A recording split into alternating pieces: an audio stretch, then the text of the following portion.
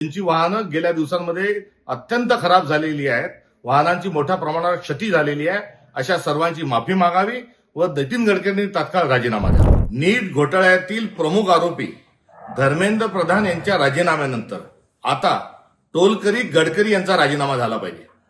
सर्वसामान्यांच्या गाड्यांमध्ये इथेनॉल युक्त डिझेल आणि पेट्रोल देत असताना गाड्याची एकीकडे वाट लावली तर दुसरीकडे इथेनॉल निर्माण करणाऱ्या कंपनीने वारेपाप पैसा हा कमवलेला आहे। एकीकडे हा भ्रष्टाचार आहे तर दुसरीकडे नागरिकांना छळणं आहे। त्यामुळे या देशामध्ये एक मोठं स्कॅन्डल हे इथेनॉलच्या अनुषंगाने झालेलं आहे आणि या इथेनॉलचं कांड करणारा दुसरा तिसरा व्यक्ती कोणी नसून मोदी सरकारमधील एक मंत्री आहे।